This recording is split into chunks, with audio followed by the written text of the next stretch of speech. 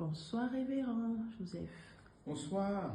J'ai une petite préoccupation encore ce soir. Qu'est-ce que c'est que naître de nouveau? Pourquoi je dois naître de nouveau? Qu'est-ce que ça m'apporte? Quels sont les avantages? Qu'est-ce que c'est que cette histoire, naître de nouveau, révérend? Naître de nouveau, ça, c'est une grande question.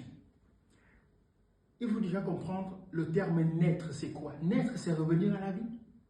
Naître, c'est en fait revenir à la vie, c'est-à-dire exister de nouveau. Mais qu'est-ce qui se passe? On est de nouveau quand on est encore vivant. C'est pourquoi Nicodème, dans Jean chapitre 3, n'a pas compris. Il n'a pas compris ce que Jésus voulait lui dire. Quand Jésus lui disait, si un homme ne naît d'eau et d'esprit, il ne peut entrer, il ne peut voir le royaume de Dieu. Tu vois? Et Nicodème demande à Jésus, mais qu'est-ce que c'est que cette affaire? Tu me dis qu'il faut renaître. Est-ce que je dois rentrer dans le ventre de ma mère et renaître?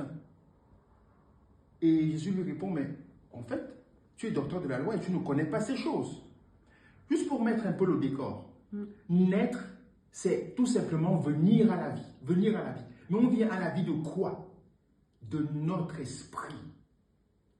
Souviens-toi que la dernière fois, on a parlé de l'esprit. Pourquoi comment quelqu'un peut communiquer avec Dieu? Et on s'est dit que on peut communiquer avec lui au travers de notre esprit.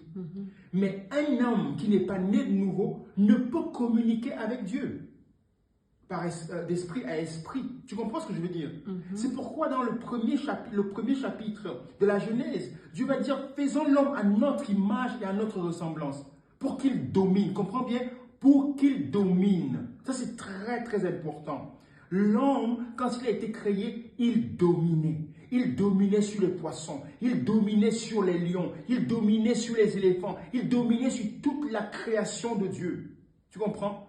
Mais il dominait par son esprit. C'est l'esprit de l'homme qui dominait sur la création. Tu vois? Alors l'homme qui est né de nouveau redonne la vie à son esprit par son acceptation à Jésus-Christ. Tu comprends? Qu'est-ce qui s'est passé quand l'homme a perdu son autorité au Jardin d'Éden? Quand l'homme est mort au Jardin d'Éden, quand Dieu dit, si vous mangez du fruit de l'arbre de la connaissance, vous mourrez. Tu comprends? Alors, Dieu dit, en fait, le véritable terme de ce chapitre, de ce verset, c'est « vous mourrez, mourrez ». On voit bien que quand l'homme a mangé, il est conscient désormais qu'il est nu. Tu te souviens de cette affaire?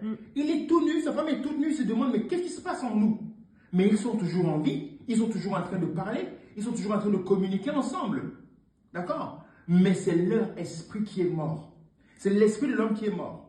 Tu comprends? C'est pourquoi on parle de nouvelle naissance pour ceux qui acceptent le Fils de Dieu comme étant le Fils de Dieu. Tu comprends? L'homme donc est mort. Ce jour-là, il est mort dans son esprit.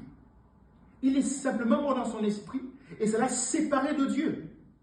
À partir de ce moment-là, l'homme vit au travers de son âme et de son corps. Tu comprends?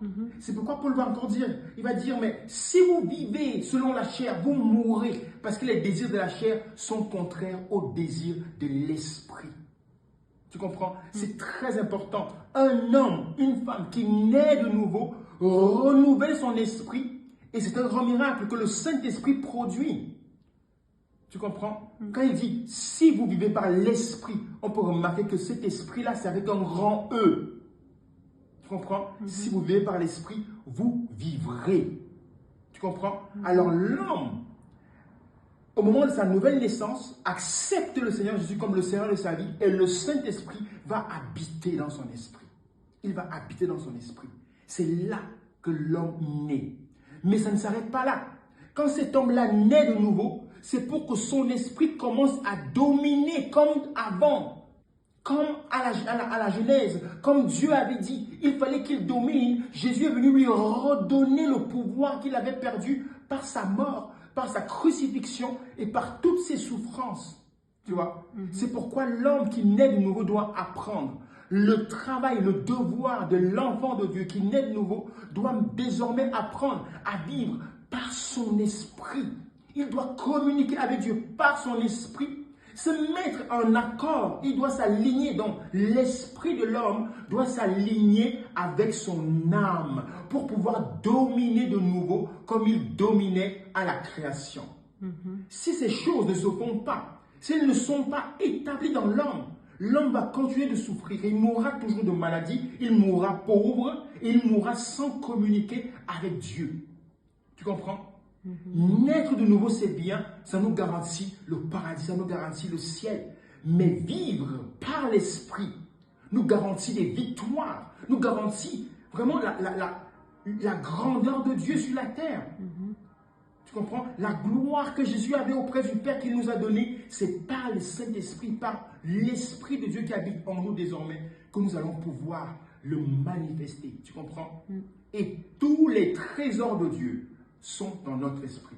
Parce que Dieu habite en nous au travers de notre esprit. Amen. Tu comprends?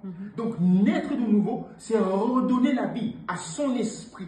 Mais ça ne s'arrête pas là. Une fois que ton esprit renaît, tu dois commencer à dominer ton périmètre d'autorité, pas en faisant du mal, dominé par l'amour, dominé par la joie, dominé par la puissance aussi de la prospérité, dominé par tous les dons spirituels que Dieu a mis en nous au travers du Saint-Esprit. Tu vois, dominé par l'Esprit. Tu vois, vous allez voir que lorsque vous êtes né de nouveau, vous n'accomplissez plus volontairement certaines choses. C'est-à-dire ça, dans le cœur, on est changé, on est changé. Alors, naître de nouveau, c'est de redonner la vie à son esprit pour désormais pouvoir communiquer avec Dieu d'esprit à esprit, dominer notre corps, dominer les œuvres de la chair pour pouvoir enfin vivre par l'esprit et connaître la paix, la joie, la prospérité.